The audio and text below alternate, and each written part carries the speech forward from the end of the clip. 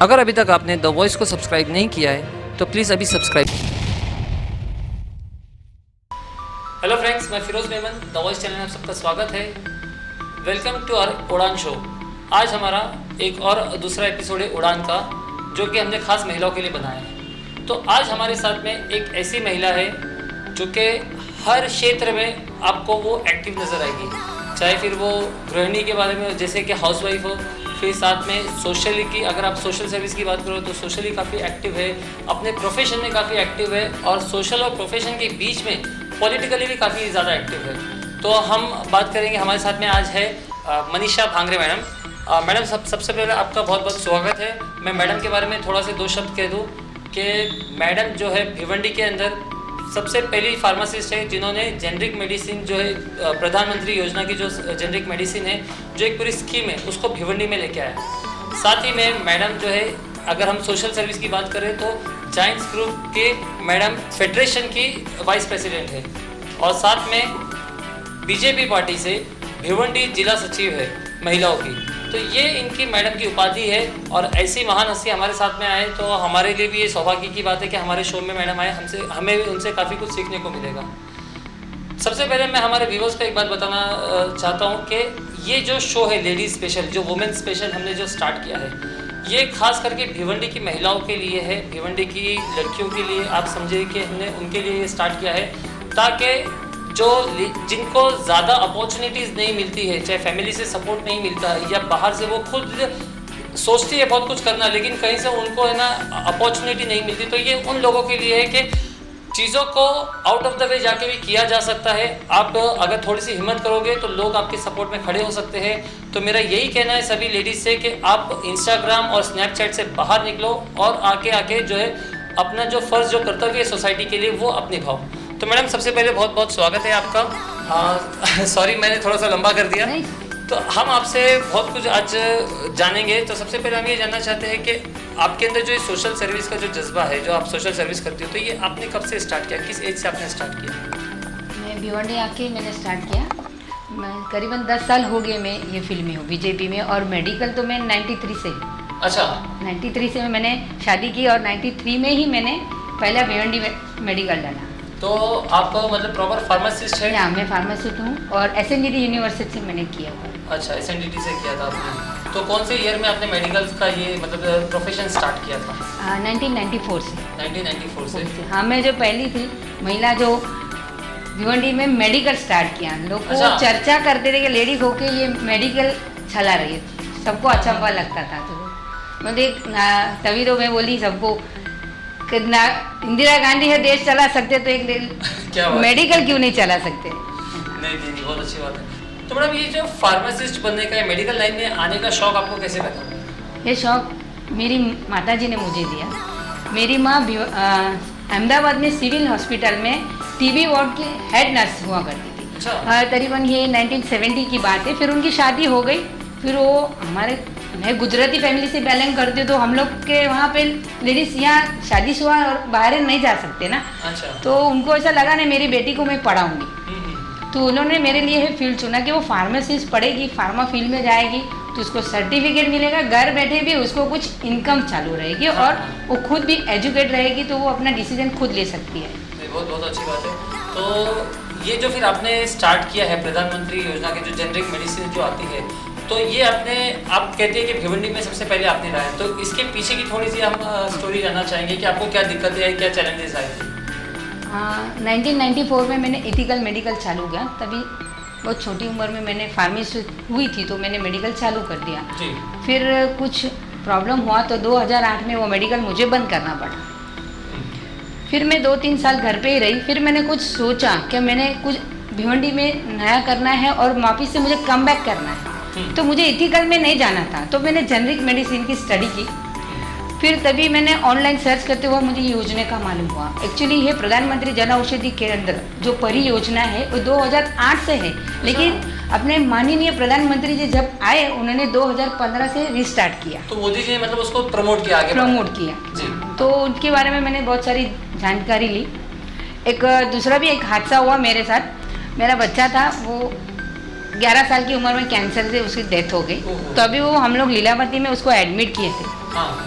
बहुत सारा मेडिसिन का पैसा लगता था और वहाँ पे भी सब लोग जेनरिक मेडिसिन ही देते थे और पूरा चार्ज करते थे। तो वो सब मुझे आइडिया थी और ना पैसा लगता था, उसकी वजह से पूरा मैंने मेडिकल भी सेल कर दिया। मेरे पास पैसा भी नहीं था तो उसको खर्चा करना था, फिर बच्चे के आगे तो कुछ है नहीं, तो मैंने मेडिकल बेच के फिर मेरे बच्चे के पूरे ध्यान दिया। और मेरी तकदीर खराब कि जो मेरा बच्चा रहा नहीं, फिर मैंने थोड़ा ब्रेक लिया, फिर सोचा।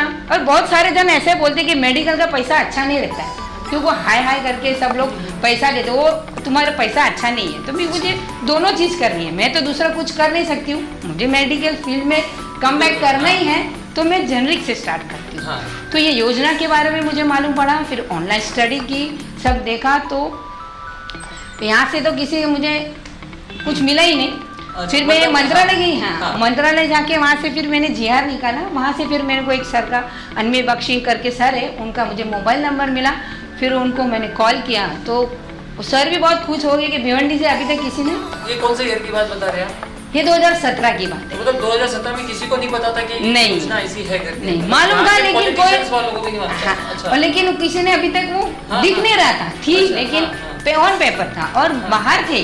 बोले तो आप थाना बोलो बाहर की हो रहे, और मेरे को हिसाब से पूरे इंडिया में 6560 केंद्र है। अच्छा। हाँ, 2017 में अभी तक किसी को मालूम ही नहीं था जेनरिक मेडिसिन क्या है।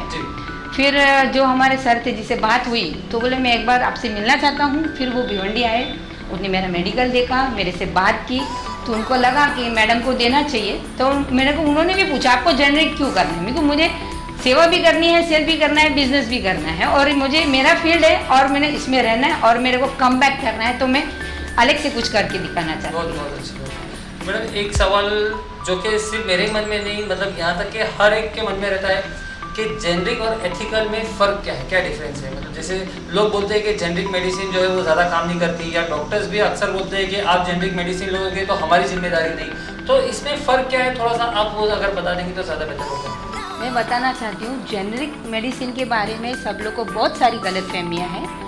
सब ऐसे समझते हैं जेनरिक मेडिसिन मीन्स कंपनी का रिजेक्ट किया हुआ माल, ऐसा नहीं है।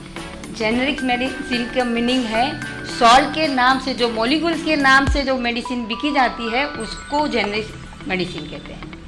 जी, तो इसके अंदर जब भी डॉक्टर्स बोलते हैं कि ये नुकसान करेगा या तो फिर इस तरह से कि इसके ऊपर भरोसा ना करो, तो ये क्या मतलब ये सच बातें हैं कि बस ऐसे ही? मेरे हिसाब से सिर्फ एक बड़ा डिफरेंस है, वो ब्रांड, बस। जेनरिक और इथिकल मेडिसिन में सिर्फ एक ही डिफरेंस है, वो है ब्रांड।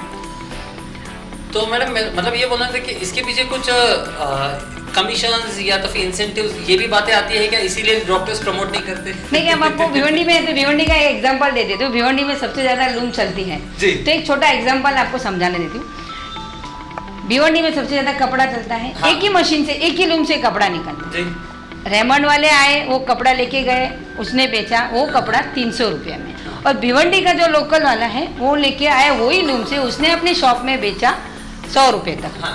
तो आपको समझ में आ गया मैं क्या कहना चाहती हूँ। वो ब्रांड, उसमें जो मार्केटिंग होता है, उनके जो सब खर्चा पानी, वो सब पूरा वसूल कस्टमर के पास से ही होता है, पूरा पैसा कस्टमर के जेब से ही जाता है। और ये जेनरिक मेडिसिन में और इसमें दूसरा एक फ़र्क है, CNF का परसेंटेज, डिस्ट्रीब्यूटर और रिटेलर, उसके बीच डॉक्टर।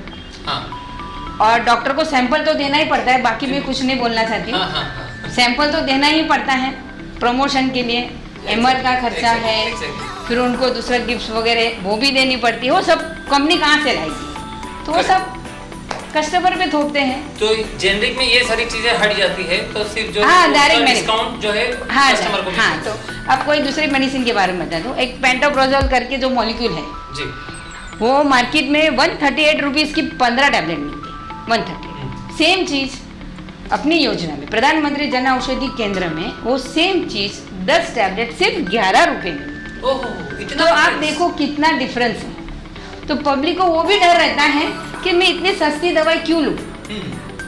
तो एक मेंटालिटी रहती है, ज्यादा पैसा लिया अच्छी चीज। तो मैडम जो जेनरिक मेडिसिन रहती है वो भी लैब टेस्टेड वगैरह सब चीजें रहती है। और हमारी प्रधानमंत्री जन औषधि केंद्र की जो मेडिसिन है वो WHO के क्वालिटी एश्योर्ड है, पूरा टेस्टिंग हो के आता है मार्केट से भी। फिर जब गवर्नमेंट के पास जो मैन्युफैक्चर से मेडिसिन आती है उसको भी टेस्टिंग करते हैं, फिर वो हम लोग को डायरेक्ट केंद्र में आते हैं। तो बीच में जो पूरा है वो पूरा कट करके direct manufacturer to direct related अपने केंद्र में आती है और केंद्र में हम लोग बेचते हैं, इसलिए जो इसका पूरा कमीशन हट जाता है। अच्छा, ये एक मैं पूछना चाहूँगा कि इसमें जो ब्रांड्स रहते हैं तो मतलब जैसे जो एथिकल में जो ब्रांड्स है वही ब्रांड्स भी जेनरिक बनाते हैं क्या? हाँ बनाते हैं ना, बहुत सारी कंपनी बनाती है, जैसे सिप्ला है, एलेम्बिक है, इंटास है। हाँ। वो भी दोनों फील्ड में काम करते हैं, दोनों। अच्छा, तो वो लोग जेनरिक में भी काम हाँ, करते हैं, हाँ, तो हाँ। मतलब डेफिनेटली तो, और सिप्ला है ऐसी कंपनी है एकदम अच्छी है, इथिकल में सबसे ज़्यादा बिकी जाती है, और जेनरिक भी वो ये रेट से उनका, लेकिन इशू क्या है वो MRP ज़्यादा रखते हैं। अच्छा, तो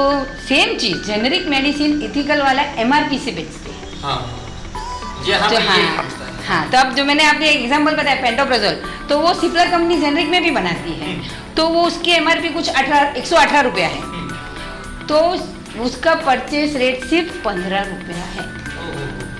तो इथिकल वाला किसी को समझ में नहीं आता कि एक ही मेंटालिटी रहती है कि मैं केंद्र से लिया तो सस्ती दवाई है, मैंने अच्छी सी एकदम वेल डेकोरेट मेडिकल से लिया इथिकल से तो मेडिसिन बहुत अच्छी। ये मेंटालिटी यहाँ की इंडियन पब्लिक की वही है कि ज़्यादा पैसा दिया अच्छी चीज़ मिलती, बस उसका फ़ायदा ये सब लोग उठाते हैं। मैडम एक छोटा सा मैं आपको वापस से पीछे लेके जाना चाहूँगा कि जब आपने बोला कि जो हॉस्पिटल में आपके बच्चे थे तो वहाँ पे हॉस्पिटल वाले भी जेनरिक मेडिसिन जो है एथिकल के रेट में दे रहे थे, हाँ तो वो चांसेस है कि यहाँ पे भी जो भिवंडी में भी है और बाकी के हॉस्पिटल्स में भी ये होता होगा? हाँ होता ही होगा, इतने बड़े हॉस्पिटल में होता तो इधर क्यों नहीं होगा। सब लोग आफ्टर ऑल आपने कोरोना के पैंडेमिक में भी देखा होगा, सब लोग ने हाँ जो अपना पैसा है कमीशन सबने पैसा छाप लिया।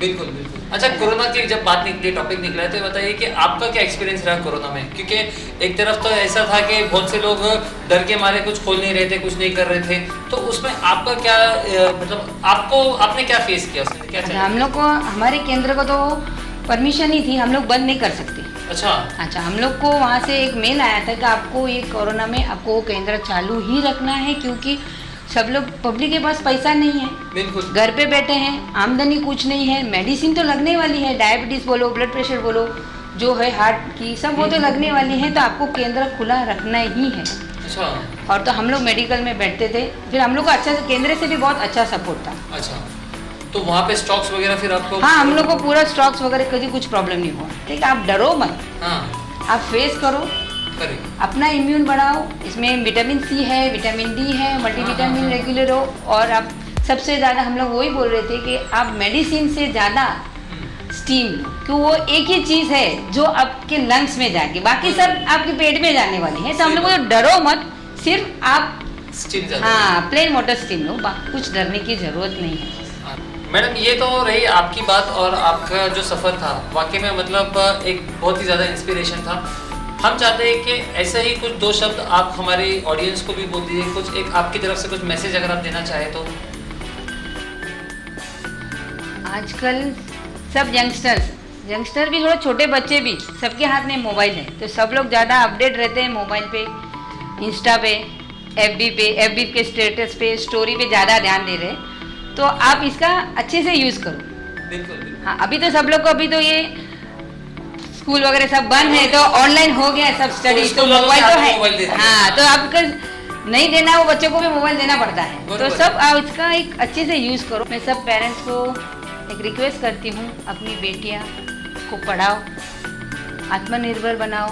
मैं एक एग्जाम्पल देना चाहती हूँ, मेरे मम्मी डैडी ने मुझे पढ़ाया, मेरे लाइफ में मैंने बहुत उतार चढ़ाव देखे हुए हैं। एक टाइम ऐसा था कि मेरे पास कुछ नहीं था, मेरे घर पे चोरी हो गई थी, मेरे पास कुछ नहीं था, सिर्फ मेरा एक नॉलेज था, और मैंने मम्मी डैडी ने जो मुझे सिखाया हुआ था वो ग्रेजुएशन था, एजुकेशन था, तो उसके बलबूते पे मैंने फिर से मेडिकल फील्ड में